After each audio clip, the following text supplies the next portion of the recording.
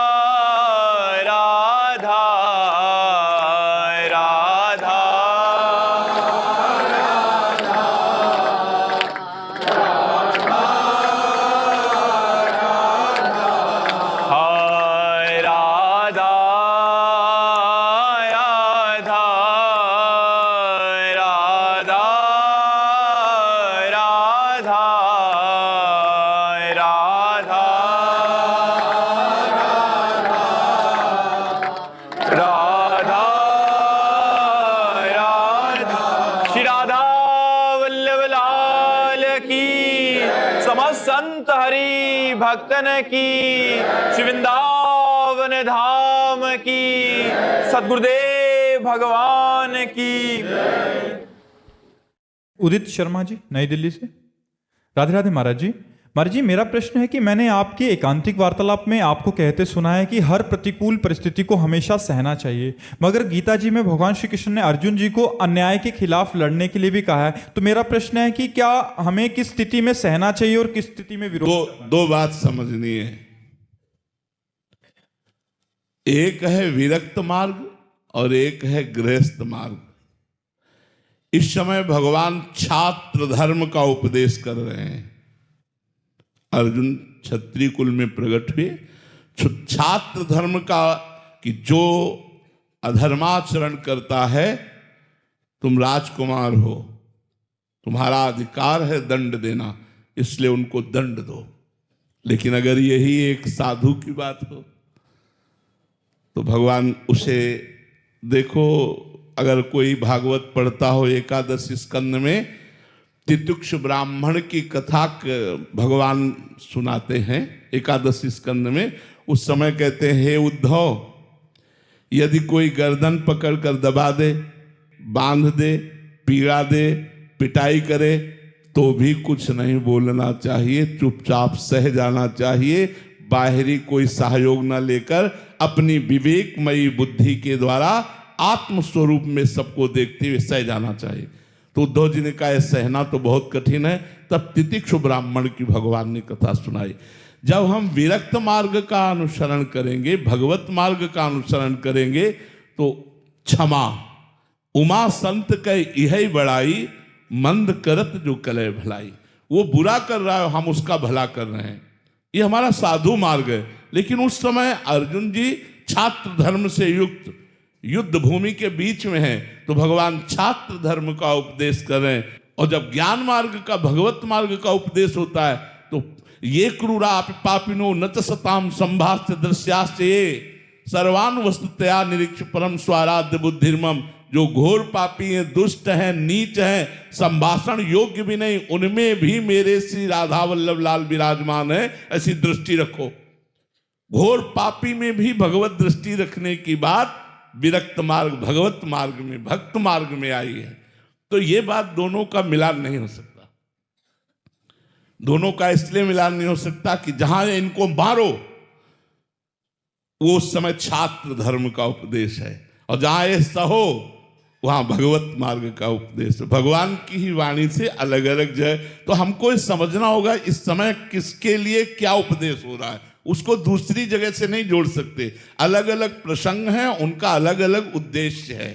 महाराज जी, गृहस्थ जीवन में किन बातों का मतलब विरोध कर सकते हैं और किन बातों को सहना चाहिए? गृहस्थ धर्म में हमारे ऊपर, जो सिर्फ हमारे शरीर के ऊपर अगर कोई गाली देता है, अपमान करता है, लड़ाई करना चाहता है तो हम नहीं लड़ेंगे। लेकिन हमारे परिवार के ऊपर, हमारी पत्नी के ऊपर, हमारे धर्म के ऊपर, हमारे राष्ट्र के ऊपर अगर बात आती है तो जितना हमारे में बल है उसका प्रयोग करेंगे, नहीं तो बड़े बल का, सरकार का सहयोग लेंगे और उसका विरोध करके उसको दबाएंगे, उसके अधर्म को रोकेंगे, उसकी बुरी चेष्टाओं का नाश करेंगे। अब ऐसा नहीं कि जैसे मानो क्षमा शब्द हमारे लिए है, आप हमें गाली दे दो, आप हमें ऐसा। लेकिन वहीं अगर एक दिन भिक्षा मांगने जा रहे थे तो जब लौटे भिक्षा लेकर तो एक गाय जा रही थी और पीछे से एक गड़ासा लिए हुए आदमी, तो हमने देखा, हमने कहा तो मार देगा, जोर से आवाज की, रोका उसे, रुक वहीं, ये क्या है? तो उसने कहा हमारी ठेला में केला रखे हुए थे, ये हम कुछ लेने चले गए। हम कहा देखो गाय का धर्म है अपना पेट भरना, वो ये नहीं जानती कि तुम बेचने वाले हो या क्या हो, उसको तो केवल अपना पेट भरना है। लेकिन आप इससे मार देते हैं, आप उसको ऐसे कैसे मार सकते हैं? और वो इस समय तुम बहुत धैर्य से बोल रहे हो, उस समय बिल्कुल क्रोध से बोल रहे थे, तभी वो रुका था जब क्रोध से बोले। कितने रुपए तुम्हारे केले, अभी हम व्यवस्था कर देते हैं, आप ऐसा। तो जब कभी अपने धर्म के ऊपर, किसी ऐसे दीनहीन के ऊपर कोई अत्याचार हो रहा हो तो वहां में साधुता नहीं धारण करनी है, वहां में बल विक्रम धारण करना है। तो धर्म का अलग अलग स्वरूप है। गृहस्थ धर्म में इतनी सहनशीलता रखनी कि हम जा रहे हैं, में कोई बिना गलती के गाली दे रहा, हम सह रहे हैं। कोई झगड़ा करना चाहता है, हम बचा लेते हैं, अब अपने को बचा लेते हैं, नहीं करेंगे झगड़ा, और चार गाली दे दे सुन लेंगे। लेकिन धर्म के प्रति, परिवार के प्रति, इज्जत के प्रति, राष्ट्र के प्रति यदि कोई बात आवे तो मौन धारण करना अपराध है। उस समय मौन धारण नहीं करना, उस समय मुखर होना, उसका विरोध करना है, ऐसा है। रवीश कुमार जी हरियाणा से। श्री हरिवंश महाराज जी, शास्त्रों में कहा गया है कि अंतःमति सो गति। कृपया महाराज जी ये स्पष्ट करने की कृपा करें कि अंतःमति का वास्तविक निर्णय किस आधार पर होता है? क्या वह केवल मृत्यु के अंतिम क्षण के तत्काल चित्त विचार से तय होती है, या फिर जीवन भर की साधना, नाम जप और अंतःकरण में बने संस्कारों से? सही बात तो पूछो तो जीवन भर की साधना का जो परिणाम है वो फाइनल अंत में मिलता है। ऐसा नहीं कि जीवन भर विषय भोगता रहा, पापाचरण करता रहा, अंत में वो राधा बोल देगा या राम बोल देगा, ऐसा नहीं है। हाँ, ऐसा है कि अचानक कृपा भगवान की हो जाए, वो पापी रहा है जैसे अजामिल, और उसको अपने पुत्र के बहाने निकला नारायण, और शरीर छूटने का समय था, तो भगवत पार्षद आ गए, यमदूतों को तिरस्कृत करके उसे भगवत धाम की यात्रा की अजामिल ने। बकाया ऐसा सिद्धांत नहीं है। सिद्धांत ये है कि जो जीवन भर भजन करता है, भगवान का चिंतन करता है, यदि वो अंतिम समय भगवान का चिंतन नहीं कर पाता, बेहोश कोमा में चला गया, अब वो भगवत चिंतन करने लायक है नहीं, तो उस समय फिर भगवान उसके अंदर चिंतन देते हैं, क्योंकि सिद्धांत है, अंतःमति सो गति। तो अब वो तो कामा में है, बेहोश है, अब उस समय उसके अंदर स्फुरित होगा राधा राधा, क्योंकि जीवन भर उसने भजन किया है। अब अंतिम फाइनल न बिगड़े तो उसके हृदय में भगवान स्वयं स्फुरित करते हैं, भगवान नाम या अपना रूप प्रकाशित करते हैं। या अंतिम समय किसी महात्मा की कृपा हो जाए, जैसे पूज्य राधा बाबा की कुटिया थी, तो सामने एक बूढ़ी माई आकर के सोहनी लगाती थी रोज। तो उठते बैठते कभी बाबा की दृष्टि चली जाती थी, तो कई वर्ष से वो सोहनी लगा रही थी नियम पूर्वक। फिर 2-3 दिन नहीं आई तो बाबा ने पूछा कि वो माता जी जो आती थी वो नहीं है। ऐसा ना समझे कि संतों की दृष्टि नहीं रहती, बाबा कभी बोले नहीं, कुछ कहा नहीं, लेकिन दृष्टि में तो बोले वो माता जी ने, बोले महाराज वो तो बहुत बीमार 2-3 दिन से थी, हमें लगता है उनका शरीर पूरा हो जाएगा। बोले अरे शरीर पूरा हो जाएगा, चलो हमें ले चलो, कहाँ है माता जी। अब ले गए तो वो पड़ी ही थी बेहोश स्थिति में। तो ऐसे जाकर माथे पे हाथ रखा और कहा माता जी कुछ दिखाई दे रहा है। बोले हाँ, राधा माधव खड़े हुए हैं, मुस्कुरा रहे हैं और कह रहे हैं चलो हमारे साथ। बाबा उठे और चल दिए और माता जी का शरीर पूरा हो गया। तो किसी सिद्ध पुरुष की अंतिम समय कृपा हो जाए, भगवान की कृपा हो जाए कि कोई भक्त सानिध्य मिल जाए और उसे नाम कीर्तन, मान लो बेहोश है लेकिन उसके वातावरण में नाम कीर्तन शुरू हो गया, जहाँ शरीर बेहोश पड़ा है, तो उसको भगवत गति प्राप्त हो जाएगी। या जीवन भर भजन किया है, अंतिम समय भगवत स्मरण हो जाए या भगवान अंतिम समय स्मरण करवा दें, गति उसकी वही होगी जो जीवन भर भगवान का आश्रय लिया है या किसी संत का आश्रय लिया है। ऐसा नहीं कि पापाचरण कर रहा है। वो एक अजामिल उदाहरण में आए हैं, बकाया ऐसा प्रायः बहुत कम है कि कोई जीवन भर पापाचरण करता रहो, ऐसा संबंध से हो सकता है।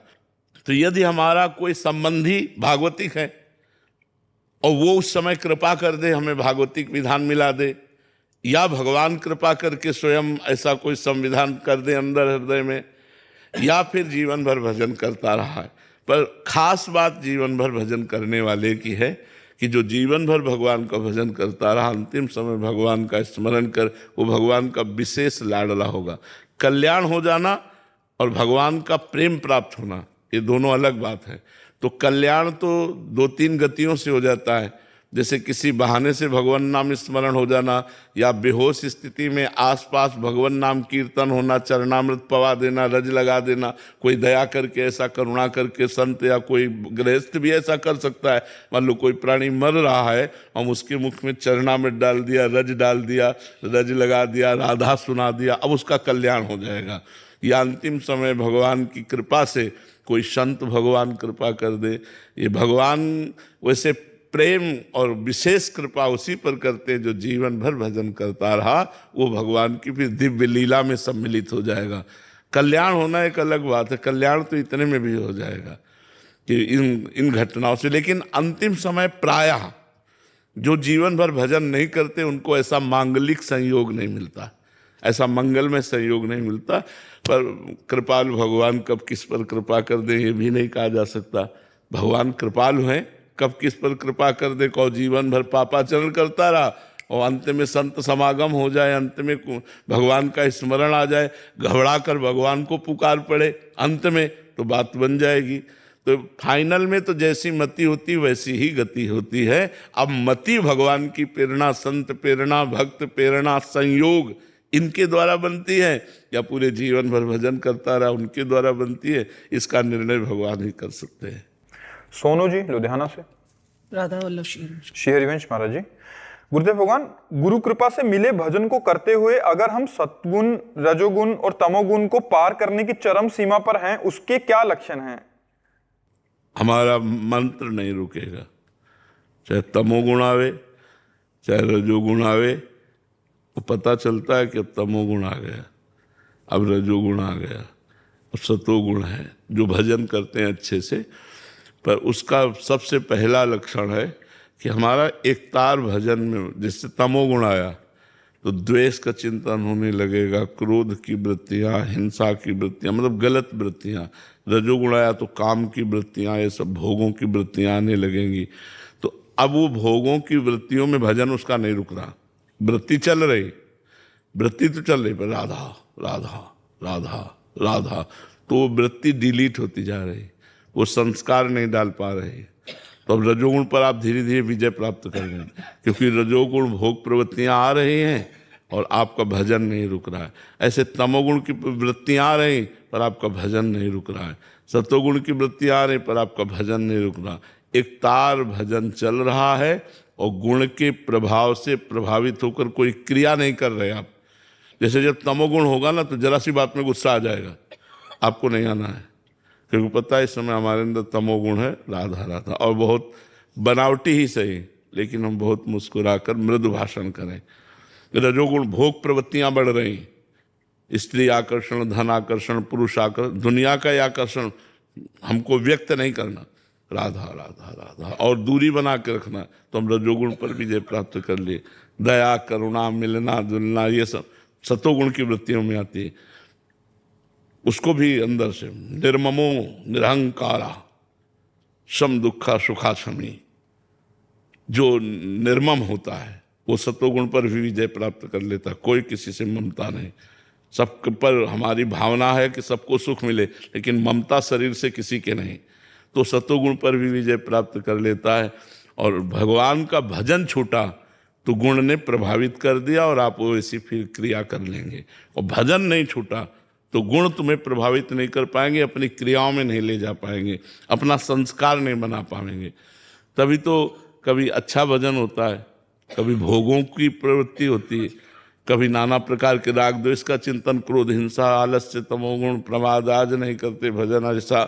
तो ये सब गुणों का प्रभाव प्रभावित कर रहा है। और एक तार हमारा भजन चल रहा है और ये गुण आते जाते रहते हैं, फिर धीरे धीरे शांत हो जाते हैं, फिर गुणों का प्रभाव अंतःकरण पर नहीं पड़ता, वो बिल्कुल भगवत स्वरूप में स्थित रहता है।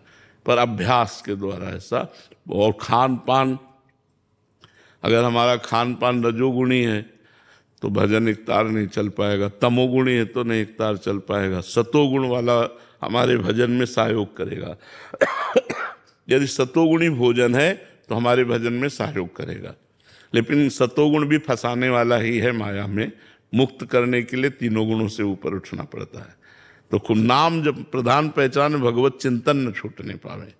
भगवत चिंतन छूटना तो मतलब फिर उन गुणों का प्रभाव हो जाएगा। यही डर ही डरप हरिवंश हित, जिनो भ्रवै गुण सलिल पर, जी नामन मंगल लोक त्यों, सुहरिपद भज न विलंब कर। देर मत करो, जिनका नाम तीनों लोकों का मंगल करने वाला है उनका भजन करो, उनके चरणों का आश्रय लेकर।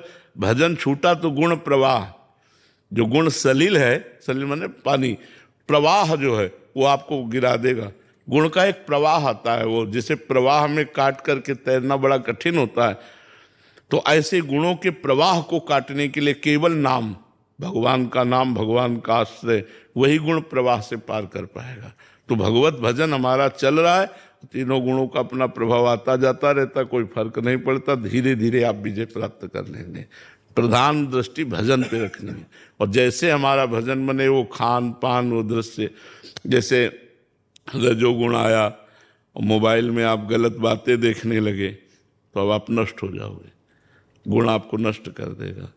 तमोगुण आया, आप वैसी प्रमाद स्थिति, निद्रा, आलस्य, लड़ाई झगड़ा, तो आपका भजन छूट जाएगा, चिंतन बिगड़ जाएगा। तो हमको ये करना है कि भजन न छूटे, हमें मेन पॉइंट पर रहना है कि हमारा भजन न छूटा तो कोई भी दोष, कोई भी विकार हमें परास्त नहीं कर पाएगा। और भजन छूटा तो फिर रही क्या गया, फिर वो गिरा देगा। ठीक है ना। खान पान सतोगुण होना चाहिए, हमारा देखना, सुनना, बोलना, पढ़ना, लिखना, ये सब सतोगुण होना चाहिए, तभी हम आगे बढ़ेंगे। दीप्ति बिष्ट जी देहरादून से। राधे राधे महाराज जी। महाराज जी, क्या मन का भटकना लक्ष्य की स्पष्टता ना होने के कारण होता है और मन को एक लक्ष्य पर टिकाए रखने का सही तरीका? लक्ष्य भी बन जाने पर मन भटकेगा। क्यों भटकेगा? पूर्वाभ्यास। जैसे हमारा लक्ष्य है कि हम भगवान को प्राप्त करें और उसमें बाधक है संसारिक भोग। अब हम नहीं चाहते, हमारा लक्ष्य प्रभु है, पर पूर्वाभ्यास, जो हमारे मन का पूर्वाभ्यास भोगों में जाने का रहा है वो रहेगा। अब उसको काटना है नए अभ्यास के द्वारा। हमारे नया अभ्यास भजन का ऐसा करना है, इसमें नहीं माना जाएगा कि तुम्हारा लक्ष्य ठीक नहीं था इसलिए तुम्हारा मन चला गया। नहीं, गलत बात। लक्ष्य उसका ठीक है, पर पूर्वाभ्यास भोगों का जो मन का है वो मन चला गया और वो संभाल नहीं पाया और वैसी क्रिया कर बैठा। तुम्हारा लक्ष्य ठीक नहीं था इसलिए तुम्हें, ऐसा नहीं हो सकता। उसका लक्ष्य ठीक है पर पूर्वाभ्यास गलती करा सकता है, या कुसंग मतलब बिल्कुल लक्ष्य ठीक है, लेकिन थोड़ी देर के लिए कुसंग हो गया, गलत स्त्री, गलत पुरुष, गलत ऐसा संग हो गया और वो भ्रष्ट हो गया। तो खास बात है मन के पूर्वाभ्यास को नए अभ्यास के द्वारा काट करके हमें प्रभु में लगाना। और सांसारिक लक्ष्य हो कोई कि मैं ये बनूंगा, मैं डॉक्टर बनूंगा, या मैं मतलब सांसारिक दृष्टिकोण, ये तो साधक की दृष्टिकोण तो उसमें भी संयम की जरूरत है भाई। हमें कोई ऊंचाई प्राप्त करनी है तो हमें साधना करनी पड़ेगी। तो अगर सांसारिक पद भी चाहिए तो तपस्या करनी पड़ेगी, साधना करनी पड़ेगी।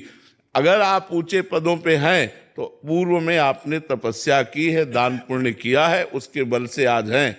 आज करोगे तो आगे आपको प्राप्त होगा। बकाया संयम और पुण्य और संस्कार अपने अच्छे बनाने के लिए सबको तत्पर रहना चाहिए।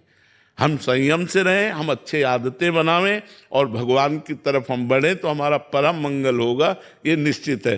कोई ऐसा कि हम भ्रष्ट आचरण करें और हम उन्नति को प्राप्त हों, तो हो सकता है कि आप भ्रष्ट आचरण कर रहे हो, आपके पुण्य है पीछे के जोरदार, तो आप आज उन्नति को प्राप्त होगे, लेकिन वो उन्नति टिकाऊ नहीं होगी, क्योंकि आपका जिस दिन वो पुण्य खर्चा हो जाएगा उस दिन आप बिल्कुल धम्म से गिर पड़ेंगे, नष्ट हो जाएंगे, किसी काम के नहीं। अगर हमको ऊंचाई पर टिके रहना है, ऊंचाई पर पहुंचना है, तो हमें पुण्य करना है, हमें तपस्या करनी है, हमें साधना करनी है। और भगवान तक पहुंचने के लिए तो दिव्य साधना करनी है, उसमें तो तनिक भी ढुलमुल नहीं, उसमें तो पूर्ण लक्ष्य।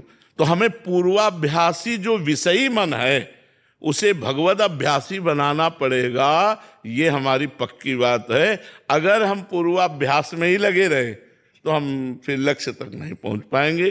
पूर्वाभ्यास को काटना होगा, और पुरानी आदत को काटना बहुत कठिन होता है। छोटी छोटी चीजें पूर्वाभ्यास अगर हमारा है तो हमको हरा देती है, हमको विवश कर देती, फिर बड़े बड़े भोगों में आसक्ति।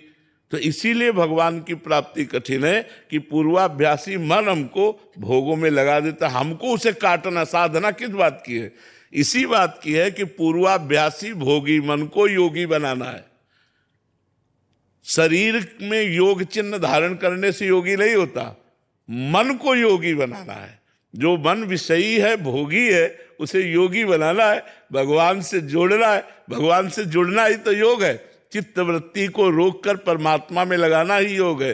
तो इसलिए पूर्वाभ्यासी मन को भगवद अभ्यासी बनाना, और लक्ष्य दृढ़ है, पर पूर्वाभ्यास में अगर लग गए तो फिर भ्रष्ट हो जाओगे, ये बात है।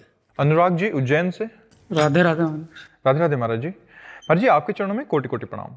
महाराज जी पिछले 1 वर्ष से एकांतिक वार्तालाप सुन रहा हूं और नाम जपने का भी प्रयास कर रहा हूं। प्रभु अभी तो भोग केवल हमें लुभाने का प्रयास ही कर रहे हैं और हम चित्त उनमें लगा देते हैं, चाहे वो कोई व्यक्ति, वस्तु या अन्य सुविधाएं हो। प्रभु जब भोग भोगने के लिए पूर्ण रूप से अनुकूलता प्रकट करेगी तो तब हमारा क्या होगा? महाराज जी डर लगता है। उसे डर लगता है तो अच्छी बात है, लेकिन सही डर लग जाए तो हम बच सकते हैं। अभी सही माने में डर नहीं है, ऊपर से हम कहते डर है और अंदर से सुखद लगता है। भोगों की तरफ हमारी रुचि क्यों है? क्योंकि वो सुखद लगते हैं, सुख देने वाले लगते हैं। लगता है कि भोग लेते हैं तो सुखी हो जाएंगे, तो ऊपर से डर लगता है, अंदर से सुख बुद्धि है। अंदर से डर लगने लगे तो बचत हमारी हो जाए। वो होगा जब थोड़ा ज्ञान हो, थोड़ा हमको अध्यात्म का ज्ञान हो, तब बात समझ में आएगी। ये भोग, आप तो बच्चे हो, बड़े बड़े साधकों को, बड़े बड़े अच्छे परमार्थियों को भी लुभायमान कर लेते हैं, मतलब ज्ञानियों को भी लुभायमान कर लेते हैं। आप तो अभी बालक ही हो। ज्ञानिनाम अपि चेतांसि देवी भगवती ही सा बलादा कृष्ण मोहाय महामाया प्रेक्षति। बड़े बड़े ज्ञानियों के चित्त को बलात् अपहरण करके मोह में डाल देना, ये महामाया की सामर्थ्य है। कुछ छोटी मोटी, पर यदि हम दैन्य भाव से भगवान का आश्रय लेकर नाम जप करते हुए चले तो हम बच सकते हैं। अगर हमें ज्ञान हो जाए तो फिर अच्छा नहीं लगता। भोगों में सुख नहीं है, सुखाकर्षण है, सुख नहीं। जैसे हम जो चिंतन में सोचते हैं ना कि यार ऐसे से ऐसा ऐसा खाएंगे, ऐसे से ऐसा, वो जब हम खा रहे होते हैं तो वो सुख नहीं मिलता। जब हम भोग रहे होते हैं तो वो सुख नहीं मिलता जो चिंतन में था। ध्यान से हमारी बात समझना, यह अध्यात्म है। जैसे हम किसी भोग का चिंतन कर रहे हैं तो उस समय जो हमें सुखानुभूति हो रही, जो एकदम लग रहा है अब मिले, और जब वो भोग मिला तो थोड़ी देर में मन उससे खिन्न हो जाता है, वो सुख नहीं रहता। इसका मतलब भोगाकर्षण में सुख है, भोगने में नहीं। अगर हमारा चिंतन न हो और फिर कोई भोग क्रिया हो, देख लो सुख नहीं होगा। जैसे किसी को बोल दिया जाए कि आज तुम खूब विश्व के जो भोग चाहो भोग लो, कल 12 बजे तुम्हें फांसी दे दी जाएगी। अब हमें बताओ कौन सा भोग उसे सुख दे सकता है? क्योंकि उसका चिंतन हट गया, उसका चिंतन लग गया। अब बताओ, अब उसे कौन सा भोग सुख दे सकता है? सुंदर स्त्री, सुंदर भोग, सुंदर खान पान, वो कपड़ा, उसको किसी से कोई स्वाद नहीं मिलेगा। क्यों? क्योंकि चिंतन हट गया। चिंतन मृत्यु में लग गया कि कल 12 बजे तुम्हें फांसी दे दी जाएगी। तो जिसमें सुख है तो उसमें है, चाहे जिस परिस्थिति में है। परमात्मा में सुख है तो फांसी की सजा सुनने पर भी मुस्कुराहट होगी। जैसे श्री दाम नाम के एक भक्त थे, वो बड़े करुणाशील थे। भक्त में करुणा होती, दया होती। तो वो बादशाह के खजांची थे। तो जैसे कोई गया हो, महाराज मैं गरीब आदमी हूँ, बेटी का ब्याह है, तो खजाने से वो दे देते। यद्यप चाहिए कि राज आज्ञा लेकर खजाने से दें, पर राज आज्ञा चूंकि वो इतना दयावान करुणावान तो था नहीं कि सब गरीबों के लिए वो आज्ञा कर दे, तो इसलिए वो कर देते थे। धीरे से काजी को पता चला, जांच हुई तो बात पक्की मिली और उन्होंने स्वीकार किया कि हम बिना राज आज्ञा के खजाने से हम दे देते हैं, तो ये अपराध बनाना। तो उनको राजा ने, बादशाह ने फांसी की सजा सुनाई, तुम्हें फांसी दे दी। और बड़े भक्त, भगवान का भजन करने वाले, बड़े करुणा में, मतलब वो राज आज्ञा में रहते थे लेकिन वो संत थे। उनका चरित्र आया, श्री राम जी का चरित्र है। वो मुस्कुरा दिए, जब फांसी की आज्ञा हुई तो मुस्कुरा दिए। और उनके आराध्य देव थे महाराष्ट्र में जो विराजमान विट्ठल भगवान है, विट्ठल भगवान आराध्य देव थे। तो कहा जैसी विट्ठल की कृपा। तो उनका तुम्हारी अंतिम इच्छा क्या है? तो उनका एक बार विट्ठल भगवान के सामने से मुझे निकलवा दो, मतलब एक बार आंख मिलवा दो। तो उनको बंधन में डाल करके और विट्ठल भगवान के सामने गए, कहा आप राजी हो? बचल दे, आप राजी हो कि मुझे फांसी हो? तो हम राजी हैं। जोई जोई प्यारो करे सोई मोहि भाए। यदि प्यारे तुम्हें ऐसा लगता है कि अब मेरा शरीर अंत हो फांसी के द्वारा, तो कोई बात। इधर भगवान पहुंचे बादशाह के पास, 15-16 वर्ष की अवस्था। भगवान तो कितना भी आग को कितना भी छुपा, छुपती थोड़ी, कमल नयन, और मुस्कुरा करके सलाम किया, क्योंकि वो इस्लाम। वो पहली बात तो रुपए देख करके उसका होश उड़ गया। उन्होंने कहा सुनो, हमारे मालिक को तुमने फांसी की सजा सुनाई है खजाने के कारण, और ऐसे पीतांबर से छोड़े वो हीरे। बोले हीरे रत्न ऐसे हैं कि तेरा खजाना कुछ नहीं है। और देखा कि वो बड़े कीमती, ये ले और तुरंत मेरे आदेश कर मेरे मालिक को छोड़ा जाए। बोले मालिक? बोले श्री राम मेरा मालिक है, मैं उनका नौकर हूं भगवान। तो बोले श्री राम ने तो कभी बताया नहीं। बोले इतने गुप्त है कि पूछो मत, हमने मना किया कि तुम्हारी नौकरी ना करे। तुम्हारे पास ऐसे खजाने में है ही नहीं रत्न और हीरे जैसे हमारे मालिक के पास है। अब वो तुरंत आदेश करने में लगा, जाओ तुरंत उनको रोको। वो बद स्थान की तरफ ले गए, कहीं उनको फांसी न दे दी जाए। तो घुड़सवार दौड़े, उनको रोक। इतने में भगवान अंतर ध्यान हुआ। अब वो पागल बादशाह कहाँ गया हो, कहाँ गया?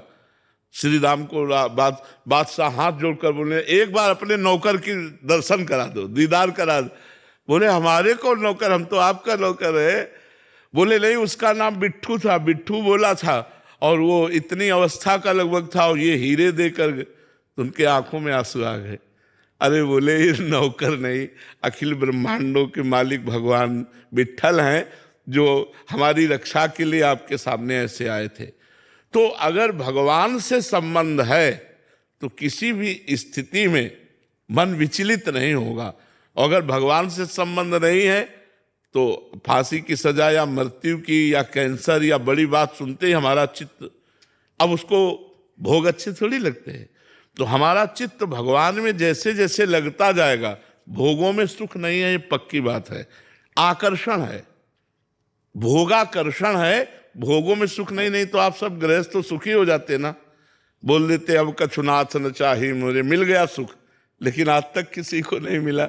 वही भोगने की लालसा, वही फिर खाने की लालसा, देखने की लालसा, सुनने की, ये इंद्रियों के शब्द स्पर्श रूप रस गंध जो है ना, ये आकर्षण मात्र है, इनमें कोई सार बात नहीं। सार बात भगवान में है।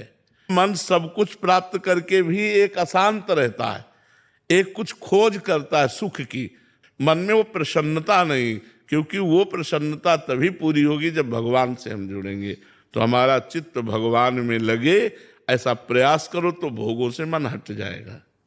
द्वैता भेषी जी, राधे राधे महाराज जी। महाराज जी, ईश्वर स्मरण नाम भजन से अत्यंत रुदन शुरू हो जाता है, एक तड़प सी होती है, असह्य रुदन चालू ही रहता है। रुदन को नियंत्रित करने के लिए नियम से 11 बार दुर्गा सप्तशती शुरू किया है महाराज जी, बट महाराज जी इसमें कैसे मन अशांत हो जाता है, फिर ईश्वर प्राप्ति का मार्ग ऐसे में? ये बात सही नहीं है, बिल्कुल सही नहीं है, क्योंकि हम उसी मार्ग के प्रतीक हैं। मन अशांत हो जाता है रुदन करने पर।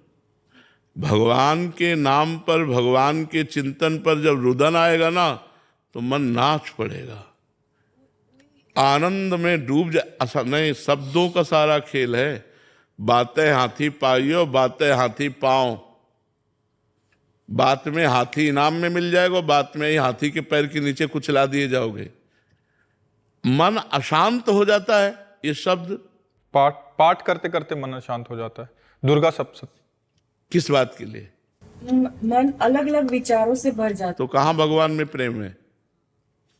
जब प्रेम हो जाएगा भगवान में, तो यही तो होता है ना कि हमारी बात समझो, अध्यात्म का प्रश्न है, अध्यात्म के उत्तर हैं तो थोड़ा कड़ुए लग सकते हैं। हमें हर समय रुदन होता है भगवान के नाम का चिंतन करके, और हमारे विचारों में परिवर्तन होता है और हमारा मन अशांत रहता है। दोनों बिल्कुल विपरीत से। अभी नाम जप करो, डट के नाम जप करो, और एक मार्ग पकड़ो, एक मार्ग कोई पकड़ो। हम कह रहे हैं माँ को पकड़ो तो माँ को पकड़ो, प्रभु को पकड़ो तो प्रभु, एक को पकड़ो और चलती रहो, और जो अनुभूतियां उन्हें गुप्त रखो, तो आगे आप अध्यात्म में। नहीं तो कोई स्थिति थोड़ी है। जब रोना आता है ना भगवान के लिए, रोम रोम पुलकित हो जाता है, मन एकदम आनंद से उन्मत्त हो जाता है। उस दशा को कैसे वर्णन करें? वो कोई साधारण दशा है? गदगद सुर नैना सजल दंपति रस रहे भीन, व्रत वृंदा विपिन में फिरे प्रेम तल्लीन। जब तो केवल आह भर करके पुकार सकता है और कुछ नहीं बोल सकता। राधा, हा प्रियाजू, हा कृष्ण, हा प्रीतम, बस अशांत। अरे उसको छू ले तो अशांत शांत हो जाए, उसको देख ले तो अशांत शांत हो जाए, इतना वो शांति का स्वरूप हो जाता है जो भगवान के प्रेम में। इसलिए नाम जप करो, शास्त्रों का स्वाध्याय करो, गंभीर रहो, कोई दंभ ना आने पावे। दंभ माने होता दिखावा, कोई दिखावा ना आने पावे तो आपकी भक्ति सही रास्ते में चल पाएगी। अगर भक्ति को दंभ रूपी रोग हो गया तो फिर नष्ट हो जाएगी। दिखावा नहीं होना चाहिए, ये अंतर की गुप्त वस्तु है। अगर हम बनावटी ही रोएं तो भगवान उसे सही मान लेते हैं। एकांत में रोएं, प्रभु हम तब प्रेम के आंसू हैं कि नहीं मुझे पता नहीं, लेकिन आपके लिए हैं। अगर हम बनावटी भी एकांत में रोएं तो भगवान उसे सच्ची मान लेते हैं और कभी हमें सच्चा प्रेम दे देंगे। लेकिन हम ये दिखावा करें कि हम प्रभु के लिए रोते हैं तो फिर बिगड़ जाएगी, फिर भक्ति नहीं आएगी, नाटक रह जाएगा। रश्मि राजपूत जी, औरैया। राधे राधे। राधे राधे महाराज जी। महाराज जी, मैंने आपके श्रीमुख से एक सत्संग में ये सुना था कि साधक को किसी से पैर नहीं छुआने चाहिए, पुण्य नष्ट हो जाते हैं। गुरुदेव, मैं एक शिक्षिका हूँ, जैसे कि मैं विद्यालय जाती हूँ, सभी बच्चे आकर पैर छू लेते हैं। मेरा मना करने के बाद भी कि मैं बोलती हूँ राधे राधे बोलो, बस यही प्रभु की इच्छा है, पर महाराज जी ऐसी स्थिति में जब वो पैर छू लेते तो मेरा पुण्य नष्ट होगा? नहीं, नेत्रों से तुम उन्हें प्रणाम कर लो। जैसे कोई आके बच्चा पैर छूता है तो तुरंत हे भगवान आप इस रूप में हो, अच्छा राधे राधे, ठीक है। ऊपर से हम भले सांसारिक व्यवहार करें, लेकिन अंदर से हमें भागवतिक रहना चाहिए कि इन सब बच्चों के रूप में भगवान ही है, हमें सेवा दी है पढ़ाने की, मेरे भगवान ही है, ऐसी भावना रखनी चाहिए। जैसे कोई आके पैर छू लेता है या साष्टांग दंडवत करता है या नमस्कार करता है, तो अपने लोग पहले उसे नमस्कार कर लेते हैं। आप आ ही रहे हो, हम पहले मानसिक नमस्कार कर लिया, अब आपका जो मन है, चाहे साष्टांग करो चाहे पंचांग करो, कोई तो जैसे बच्चा आ रहा है तो पहले आप मानसिक प्रणाम करो कि इसमें भगवान विराजमान है, तो आपका पुण्य नष्ट नहीं होगा। ध्याना सोनी जी। राधे राधे महाराज जी। महाराज जी कोटि कोटि प्रणाम। महाराज जी, गीता जी में कहा है कि कर्म करो पर फल की चिंता ना करो, परंतु महाराज जी हम विद्यार्थी काल में हमारा लक्ष्य अच्छे मार्क्स लाना है ऐसा रहता है, तो फल के बिना कैसे हम कर्म? वो बड़ी ऊंची बात है। तो अभी तुम जैसा भाव कर रहे हो ऐसा ही करो। किसका प्रश्न है? ऐसा ही करो कि मैं अच्छी पढ़ाई पढ़ूं और मैं अच्छे नंबर लाऊं, मैं ग्रेजुएट बनूं, ऐसी भावना करो। अभी वो अध्यात्म की ऊंचाई की बात है कि कर्म बंधन से मुक्त होने का उपाय क्या है? कर्म करो और फल की आशा न रखो। अभी आप कोई अध्यात्म में थोड़ी चल रहे हैं, अभी बच्चे हो। अगर फल की आशा नहीं रखोगे तुम, तो तुम्हारी रुचि नहीं होगी पढ़ाई में। समझो, जब हम फल की आशा करते हैं तो हमारी रुचि ज़्यादा बढ़ जाती है। हम आशा करते हैं कि हमारे व्यापार में अच्छा लाभ हो, और अगर हम आशा ना करें तो इतना प्रयत्न व्यापार में क्यों करें? आप समझना। तो एक स्थिति आएगी जब आप इन सब बातों को प्राप्त करने के बाद भी अशांत होगे, तब आप प्रश्न करोगे कि अब मैं क्या करूं, क्योंकि अच्छी नौकरी है, रुपया भी मिलता है, परिवार भी सब है, फिर भी मेरा मन व्याकुल है। तब आपको अध्यात्म का रास्ता मिलेगा। अध्यात्म में ये बात है कि कर्म करो, फल की आशा मत रखो। सुख दुखे समय कृत्वा लाभालाभो जया जयो। आपने कर्म किया, परिणाम में सुख मिला या दुख मिला, लाभ मिली या हानि मिली, जय हुई या पराजय हुई, इसकी चिंता मत करो। ये एक बहुत अच्छे साधक की बात है। अब कोई खिलाड़ी से कह दे कि तुम विजय की आशा मत करो, तो भाई वो विजय की आशा से ही खेल उत्साहपूर्वक खेल पाएगा। बात समझना हमारी। एक किसान से कहो कि वो पहले ही आशा करता है कि मैं फसल बोऊंगा तो इसमें 1 मन गेहूं लगेगा बीज में, तो 40 मन बाद में होगा। वो आशा करके पसीना चुआता है, मेहनत करता है। तो ये जो प्रारंभिक कर्म है, ये आशा से ही पूर्ण होने की भावना हमारे अंदर कर्म में प्रवृत्त करती है। कोई भी बिना आशा के कर्म कहाँ करता है? संसार में आशा तो हो जाती है ना, मैं ये करूंगा तो लगभग इतनी प्रॉफिट हो जाएगी, उसके फल की आशा करके ही वो कर्म में प्रवृत्त होता है। अब वो जब कर्म का फल दुख आया तो विचलित हो जाता है। हर बार थोड़ी कि आप विजयी ही होते रहोगे, कभी कभी पराजय भी आती है। तो भगवान इसलिए कह रहे हैं कि तुम समान भाव बना रहे तुम्हारा, तुम दुख सुख से लिप्त ना हो, इसलिए तुम फल की आशा मत करो। पर वो ऊंची बात है। अभी बच्चे हो तुम, खूब अच्छी आशा करो कि मैं ग्रेजुएट हूं, मैं अच्छे नंबर से पास हूं, मैं अमुक डिग्री प्राप्त करके अमुक नौकरी करूं। आशा रखो, जिससे तुम्हारे प्रयत्न में उत्साह रहेगा, तुम्हें कर्म करने में उत्साह रहेगा। वो तो योग है। अभी तो आप संसार के बच्चे हो, नाम जप करते रहो और खूब अच्छी पढ़ाई। हर व्यक्ति चाहता है, जैसे भजन करने वाला, मैं अच्छा भजन करूं, भगवान का अच्छा भक्त बन जाऊं, भगवान के चरणों का मुझे प्रेम प्राप्त हो, ऐसी आशा तो करता है ना। लेकिन भजन का जब एक फल उत्पन्न होगा हृदय में, तो सब आशाएं शांत हो जाती हैं। मिले भगवान न मिले, दुख मिले सुख मिले, गति हो दुर्गति हो, इन सब बातों से मन हटकर शांत भजन में भगवदाकार हो जाता है। वो स्थितियां हैं। अभी तुम ऐसा जैसा भाव है वैसे चलो और नाम जप करते रहो। राधा राधा जो तुम्हें प्रवीण बनाएगा, तुम्हारी बुद्धि को शुद्ध करेगा, लौकिक पारलौकिक सुख प्रदान करने में समर्थ है राधा नाम, इसलिए राधा राधा जपते रहो। हर्ष कुमार राणा जी गुजरात से। श्री हरिवंश महाराज जी, आपके चरणों में कोटि कोटि प्रणाम। महाराज जी, पिछले 2 सालों से आपके द्वारा बताए गए मार्ग पर चलने का प्रयास कर रहा हूं। गुरुदेव, मैंने आपकी श्री वाणी से शरीर के बारे में सुना है कि स्थूल शरीर, सूक्ष्म शरीर और कारण शरीर, और यही तीनों शरीरों से भागवतिक चेष्टाओं के बारे में। तो महाराज जी, भागवतिक चेष्टा कैसे करें? भागवतिक चेष्टा हो रही है कैसे समझें? और भागवतिक चेष्टा हो रही है पर स्वीकृति कैसे आए और स्वीकृति को दृढ़ कैसे करें? भागवतिक चेष्टा का तात्पर्य होता है तस्मात् शास्त्रम प्रमाणम ते कार्या अकार्यो व्यवस्थितौ। शास्त्र के अनुसार हमारे कर्म होने चाहिए, शास्त्र विरुद्ध कर्म नहीं होने चाहिए। जब स्थूल शरीर से पवित्र धर्म में भागवतिक क्रियाएं होती हैं या जो भी कर्म है वो भगवत समर्पित किए जाते हैं, तो उसका प्रभाव सूक्ष्म शरीर पर पड़ता है।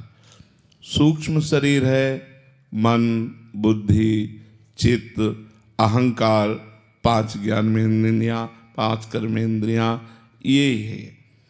तो जो सूक्ष्म शरीर है वो पवित्र संकल्प करने लगता है मन, बुद्धि पवित्र निश्चय करने लगती है, चित्त पवित्र भगवान का चिंतन करने लगता है, अहंकार भगवान के दासत्व में बदलने लगता है। प्रभु मेरे स्वामी, मैं प्रभु का दास। इसका प्रभाव पड़ता है कारण शरीर पर। कारण शरीर कहते हैं स्वभाव। जैसे हमारे यहाँ श्री सेवक जी महाराज कहते हैं, यह जो पर्यो मोहि सहज स्वभाव, श्री हरिवंश नाम रस चाव, नाव सुदृढ़ भव तरन को। बोले मेरा ये स्वभाव पड़ गया है कि निरंतर श्री हरिवंश, श्री हरिवंश, श्री हरिवंश ये नाम हमारे चलता रहता है। स्वभाव, कारण शरीर स्वभाव। श्रुतौ राधिका कीर्तिरंता स्वभावे, हमारा स्वभाव बन गया है प्रिया प्रीतम की चर्चा सुनने का। श्रुतौ राधिका कीर्तिरंता स्वभावे, हमारा स्वभाव बन गया है प्रिया प्रीतम के जस का कीर्तन करने का। तो जब स्थूल शरीर से कोई पवित्र क्रियाएं, धर्म में भागवतिक क्रियाएं करता है, तो उसका सूक्ष्म शरीर पवित्र होता है। जब सूक्ष्म शरीर पवित्र होता है तो उसका स्वभाव बदल जाता है। जो स्वभाव भोगी था वो योगी हो जाता है, जो प्रपंची था वो भगवत स्वरूप हो जाता है। तीनों बदल गए, स्थूल, सूक्ष्म और कारण। और जहां तीनों पवित्र हुए, तो जैसे साफ दर्पण में अपना प्रतिबिंब साफ दिखाई देता है, ऐसे स्वच्छ अंतःकरण में, पवित्र बुद्धि में ज्ञान का प्रादुर्भाव होता है और वो अपने स्वरूप को देखता है कि मैं इन तीनों शरीरों से अलग हूं, स्थूल, सूक्ष्म और कारण, और वो जीवन मुक्त महापुरुष हो जाता है। इन्हीं शरीरों के राग के कारण हमारी दुर्गति होती है, क्योंकि कर्ता भाव होने के कारण जो हम कर्म करते हैं उसके अनुसार फिर जन्म होता है, फिर कर्म करते हैं, फिर जन्म होता है, बार बार जन्म, बार बार मरण, बार बार माँ के गर्भ में जाना, ये हमारा चलता रहता है तब तक जब तक तीनों शरीर पवित्र नहीं होंगे। स्थूल, सूक्ष्म और कारण तीनों का राग नहीं त्याग देते, तब तक हमारा ये आवागमन चलता रहेगा। तो चाहे भक्ति के द्वारा, चाहे ज्ञान के द्वारा, तीनों शरीरों को पवित्र करना और तीनों शरीरों का राग त्याग देना, तब वो मोक्ष या प्रेम को प्राप्त होता है। अगर शरीर से प्रेम बना रहे, आसक्ति बनी रहे, तो भक्ति रंग नहीं लाई। भक्ति जब रंग लाती है तो देह कुटुंब ते जाए छूट सब ही विधि नातो। शरीर से राग उसका खत्म हो जाता है।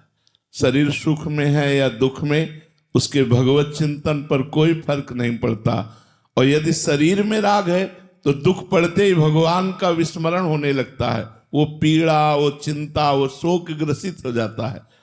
इसलिए तीनों शरीरों का राग भगवान की कृपा से नष्ट होता है। साधन हम करते हैं, कृपा भगवान करते हैं। केवल साधन से ही नहीं होता, इसमें मुख्यतः महत कृपा होती है। मुख्यस्तु महत कृपा ही हो, महापुरुषों की कृपा, भगवान की कृपा, तो हमारे शरीरों का राग नष्ट हो जाए और भगवान से प्रेम हो जाए या आत्मस्वरूप का बोध हो जाए। आप समझ पाए? मनोज जी, मर्जी भागवत जी में एकादश स्कंद में लिखा है कि हे उद्धव, तुम ज्ञान के सहित अपने स्वरूप को जान लो और ज्ञान विज्ञान से संपन्न होकर भक्ति भाव से मेरा भजन करो। मर्जी यहाँ कौन से ज्ञान विज्ञान को जानने की बात कह रहे हैं? देखो, भगवान का जो ये रचनात्मक स्वरूप संसार है, ये भी भगवत स्वरूप ही है। मूल बात समझो, ये जो रचनात्मक संसार आप देख रहे हैं, जड़ चैतन्य, गोस्वामी तुलसीदास जी कह रहे हैं, जड़ चेतन जग जीव जत, जितना भी जड़ चैतन्य जीव है, बोले सकल राम मैं जानी, मैंने ये जाना कि ये सब भगवान ही है।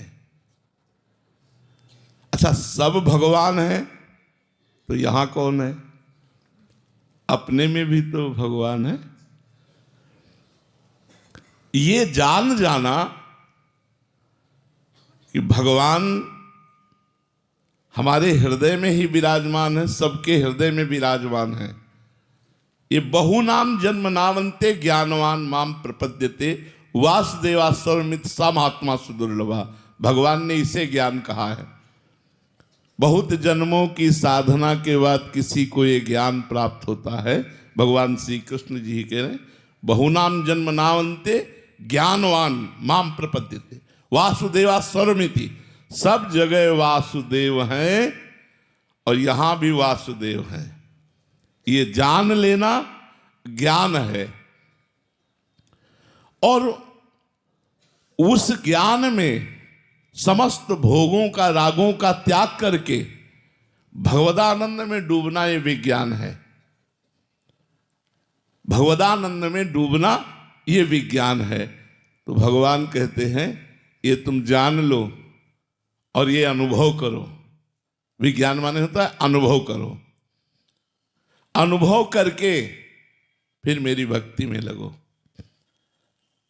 भगवत स्वरूप होकर भगवान की भक्ति में लगो। भगवत स्वरूप हो। अभी हम अज्ञानी हैं तो देह भाव से भक्ति करते हैं, थोड़ा पवित्र हुए तो अंश भाव से भक्ति करते हैं, जीवों और ईश्वर। और जब परम पवित्र हुए तो भगवत भाव से भक्ति करते हैं। यहां जो है वही सामने विराजमान है। एक बार हनुमान जी से पूछा वशिष्ठ जी ने कि आप कौन हो? तो हनुमान जी ने कहा, देह भाव से स्वामी वो बैठे हैं और सेवक ये बैठा है। अंश भाव से अंशी वो बैठे हैं और अंश से बैठा जीव। अंश भाव में जीव और स्वरूप भाव में जो वो बैठे वो यहां बैठा है। ईश जो वहां है वो यहां है। ये ज्ञान और इसी आनंद में डूबना ये विज्ञान।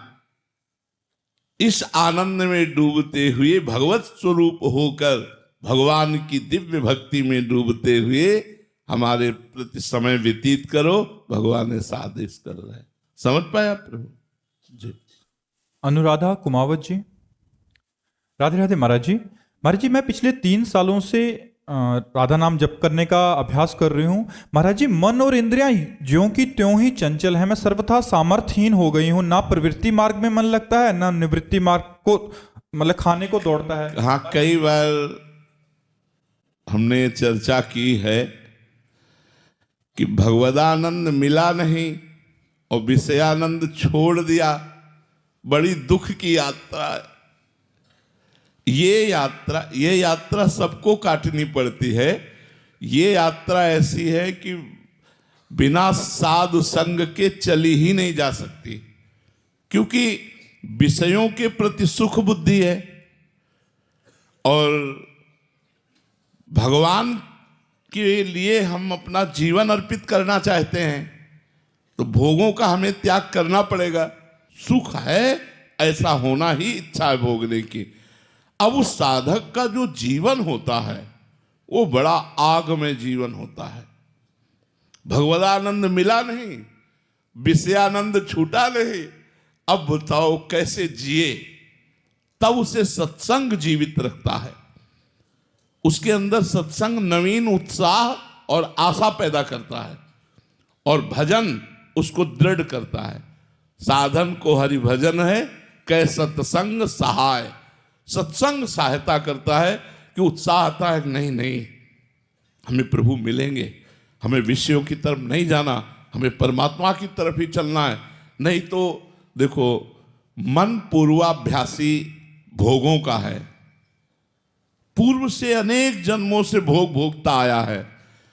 आज हम उसे भगवान में लगाने के लिए समय दे आया, वो भी कितना दे पा रहे हैं तो देख लो। 24 घंटे देते हो, 10 घंटे देते हो, 5 मिनट देते हो, कितना देते हो। जब मन को हम 24 घंटे विषयाभ्यास से काट कर भगवत अभ्यास में लाएंगे तो ये मन जानते हो बहुत बलवान है।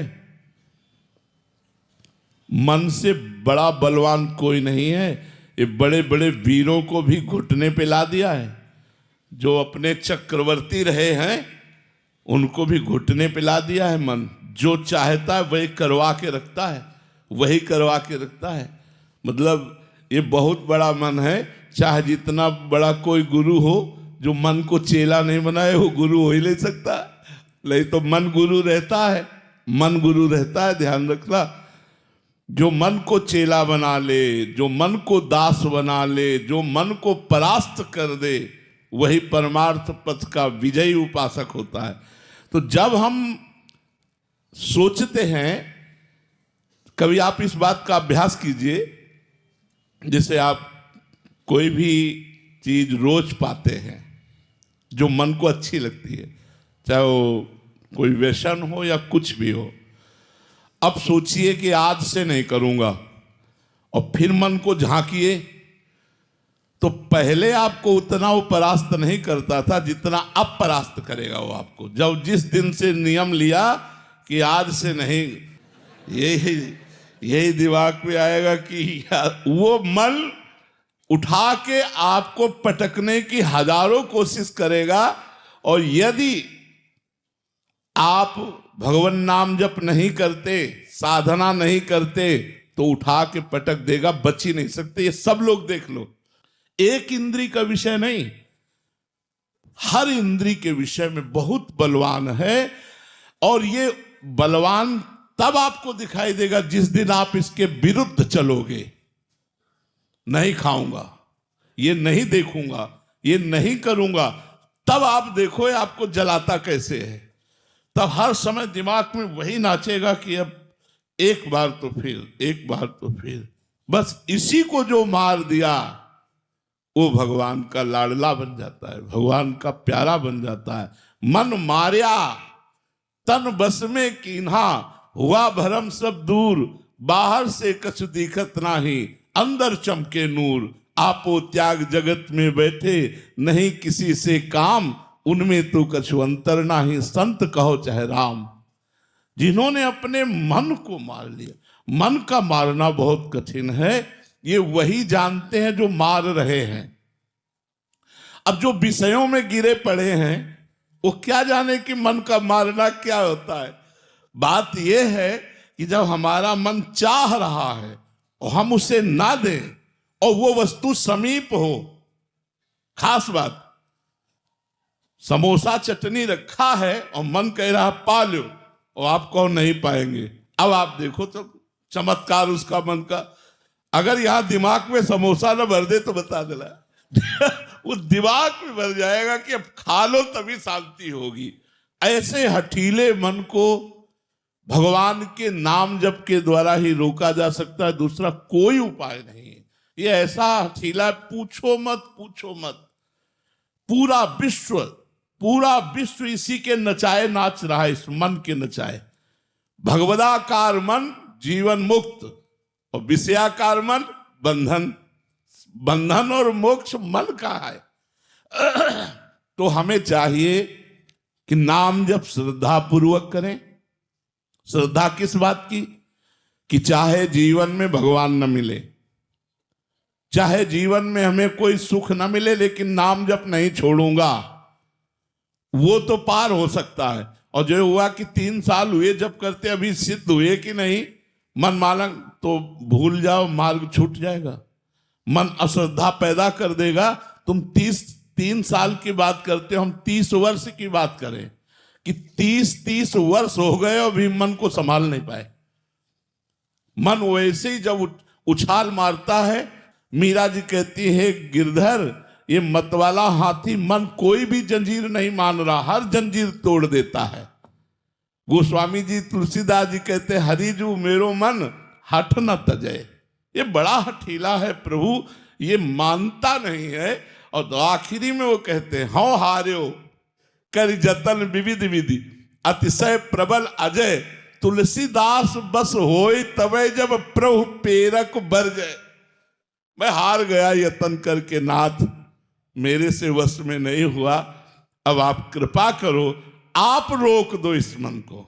ये बहुत जोर की बात, आप रोक दो, ये मन शांत हो जाएगा, क्योंकि इसकी डोरी आपके हाथ में है। तो हम भगवान का आश्रय लेकर नाम जप करें और ऊबे नहीं। और मन जिस चीज के लिए हठ कर ले, उस चीज पर विचार करो कि ये धर्ममय या अधर्ममय। अगर अधर्ममय है तो ना ना ना, और धर्ममय है तो फिर कर देना। अब जैसे वो कह रहा है कि आज हमको अमुक चीज पानी है, वो पाने लायक है, तो फिर आप व्यवस्था करो, उसको थोड़ा अपने पक्ष में करो।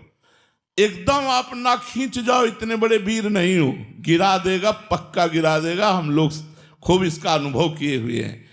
इसको पक्ष में भी लेना पड़ेगा। जैसे जंगली जानवर हो तो उसे डंडे का भी भय और खवाने का भी है, दोनों बात रहे। उसको प्यार भी दो और उसको भय भी दो। तो भय अधर्म के लिए और प्यार धर्म के लिए। वो कहता है आज ये हम खाएंगे, ये पिएंगे, और वो धर्ममय है, तो कोशिश करो यदि आपके पास व्यवस्था है तो उसे खवा पिला दो। अगर धर्म के विरुद्ध है फिर नहीं, फिर तो ना ना ना, कुछ भी करे तो वो क्या करेगा, वो जलाएगा हमारे हृदय को, और उस जलन को जो सह गया वही भगवत प्राप्त हो जाता है। यम ही न व्यथ्यन्ते ते पुरुषम पुरुषर्षभ सम दुखा सुखा धीरम स्वमृतत्वाय कल्पते। जो मन के द्वारा दी हुई जलन से व्यथित होकर परास्त नहीं होता, सुख दुख में समान भाव रखने वाला महात्मा अमृत पद का अधिकारी होता है। महात्मा शब्द सबके लिए है, वो चाहे किसी कपड़े में हो, यदि वो धैर्यवान और भगवान का निज जन भजन करने वाला है, वो महात्मा ही हो, चाहे गृहस्थ हो चाहे विरक्त हो। महाराज जी, एक साधक कह रहे थे कि जैसे आप बोलते हैं कि 25-25 साल हो जाते हैं, मन को काबू करना बड़ा कठिन है, भगवत कृपा हो तो एक वो है। तो महाराज जी कह रहे हैं कि कभी कभी एकदम उत्साह रहित हो जाता है मन की, मतलब कि 25 साल हो गए इन महापुरुषों को, तो फिर बिल्कुल उत्साह रहित हो जाता है। पर भगवान फिर कृपा करते हैं और सहयोग करते हैं। कभी कभी मन एकदम निराशा पैदा कर देता है। बताया नहीं कि भगवान तो मिले नहीं, और विषयानंद सामने दिखाई दे रहा है भोगने के लिए, और मन लालायित है पर भोग नहीं रहा, क्योंकि भगवान के मार्ग में चलना है। तो उस साधक के ऊपर भगवान विशेष कृपा करते हैं। जहां वो लड़खड़ाने लगता है तहां कृपा करके संभालते हैं और फिर अपना आकर्षण देते हैं। क्योंकि ये मार्ग प्रारंभ भी भगवान से होता है और मध्य भी भगवान में है और अंत भी भगवान से ही होता है। साधक की कोई सामर्थ्य नहीं, उसका साधन भी भगवान है और उसके साध्य भी भगवान है।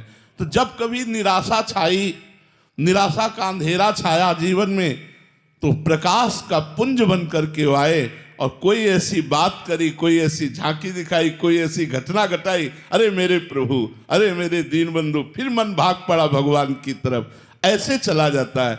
और वो भगवान पकड़ कर चलाते हैं। आप निश्चित समझो, जिस समय साधक जलता है तो एक एक सेकेंड का हिसाब भगवान देते हैं उसके, फिर इतना आनंद देते हैं कि नाच पड़ता है और कहता है पायो जी पायो, मैंने राम रतन धन पायो। नाच नाच करके मीरा जी कहती है कि वस्तु अमूलक दी मेरे सतगुरु, सदगुरु ने अमूल्य वस्तु दे दी, भगवान का नाम। इतना परमानंद मिलता है, जीव कृतकृत्य हो जाता है। इसलिए थोड़ी ये जलन तो बर्दाश्त करनी पड़ेगी। एक दिन यहाँ एकांतिक में कह रहे थे, संसार का मार्ग तो जलन जलनमय ही है, भगवत मार्ग थोड़ी देर के लिए जलन सह जाओ फिर निकल जाओगे। ये थोड़ा रास्ता जो जब तक भोगाकर्षण भस्म नहीं हो जाता तब तक आपको जलन। अब कितना भजन आप करते हैं देखना है। अगर आप 24 घंटे भजन कर रहे हैं, तन्मयता धारण कर रहे हैं, तो महीनों में हो सकता है। आप थोड़ा भजन किए, विषय सेवन किए, तो वर्षों लग सकते हैं, जन्म लग सकता है, कई जन्म लग सकते हैं। ये बहुत बड़ी यात्रा है। देखो, अगर 3 वर्ष में 3 सेकेंड भी नाम में लग गया तो आपने बहुत बड़ी विजय हासिल कर ली। अनंत जन्मों का बिगड़ा हुआ मन 3 मिनट 3 सेकेंड यदि भगवान में लगने लगा तो आपने विजय हासिल कर ली। मतलब दवा काम कर रही है। रोग में 3% अगर हमारा सुधार हुआ तो हमें चिंता नहीं करनी चाहिए, वो पूरा 100% सुधार कर देगा। और देखो, लग तो गया है यार। जितने लोग बैठे हो, अगर आपने 10 मिनट का नियम लिया है नाम जप का, और उस 10 मिनट में कोई आ जाए तो आपको डिस्टर्ब करे, तो आपका मन ही कह देगा, मतलब 10 मिनट राजी हो गया। अगर धीरे धीरे इससे हम समय बढ़ाते जाएं और 24 घंटा तो चलते फिरते, उठते बैठते, खाते पीते, सोते जागते, हर समय नाम जप, अरे फिर क्या कहना है। माया पर विजय प्राप्त हो गई, भगवान का साक्षात्कार। जैसे जैसे नाम पाप नष्ट करता है, वैसे वैसे मंगलमय भगवान की झांकी सामने आने लगती है, और देख देख कर साधक पुलकित होता है, आनंदित रहता है। फिर आगे का मार्ग तो इतना आकर्षणमय है कि दौड़ पड़ता है साधक पर। इतना मार्ग जो है वो बहुत खतरे का है। ये बिना गुरु कृपा और संत संग के नहीं चला जा सकता। महाराज जी, आप 2 प्रकार के सिद्धांत बताते हैं। एक है जो साधक साधन करके परिपक्व होता है उसका, और एक कहते हैं कि आपकी खिलाड़ी के हाथ का गेंद बन जाओ। तो ये भी एक सिद्धांत की उनके हाथ का, तो वो गिरेगा भी तो इतनी जोर से थपक लगाए। हाँ, तो साधक ही तो खिलाड़ी के का खेल का गेंद है, साधना ही तो वो गेंद है। मान लो साधन से वो भ्रष्ट हो गया, गिर गया, तो फिर भगवान उसको गिरा थोड़ी रहने देंगे, थपक मारी और लक्ष्य तक पहुंचा दिया। ये तो बड़े बड़ों के जीवन में आता है। देखो, जो दौड़ता है वही गिरता है, जो गिरा पड़ा है वो क्या गिरेगा। जो साधना में चल रहा है वही तो भ्रष्ट माने होता खिसकना, फिसल जाना। फिसलेगा तो वही जो दौड़ रहा है ना, तो उसको इनाम मिलता है। कोई ऐसा थोड़ी कि दंड मिलता है। जो कुश्ती लड़ते हैं तो मान लो 5000 की कुश्ती, तो 5000 रुपया जीतने वाले को मिले, लेकिन 2500 उसको भी मिलेगा। जो हारा है 2500 उसको भी देते हैं, उसका भी। तो इस मार्ग में अगर हार भी गए तो विजय ही होगी, तो लाभ ही होगा, हानि तो होनी ही नहीं है भगवत मार्ग में। श्री हरिवंश महाराज जी, मेरे घर में मेरे बुजुर्गों ने अपना कुछ अर्थ संभाल कर रखने को मेरे को दिया था 15 वर्ष पूर्व, लेकिन 10 वर्ष पहले ही वे शरीर छोड़कर चले गए। तब से उनका अर्थ मेरे पास सुरक्षित है, इसकी जानकारी किसी को नहीं है। मैं इसका उपयोग कैसे और कहाँ करूं जिसका उनको पूर्ण लाभ हो। वैसे धर्मार्थ कर दो तो बहुत अच्छा रहेगा। जैसे आवारा गायें, बूढ़ी गायें, बीमार गौएं जहाँ सेवन की जाती हैं, नंदी, हम इसलिए ये नाम ले रहे हैं कि इनमें स्वार्थ नहीं है। लेकिन बूढ़ी गौएं, बीमार गौएं, आवारा, नंदी, इनकी जहाँ सेवा होती हो, या जहाँ गरीब लोगों को फ्री औषधि दी जाती हो वहाँ, या संत, जहाँ संत भगवंत की सेवा होती हो वहाँ दे दो, या गौशाला में दे दो ऐसी, या किसी मिशन में ऐसे दे दो जहाँ गरीब लोगों को दवाएं दी जाती हैं, उनकी वस्त्र आदि बीमारी की, ये सब। तो ऐसी जगह लगा दो तो तुम्हारे जिन्होंने धन दिया है उनका कल्याण हो जाएगा, उनका मंगल हो जाएगा। ठीक है।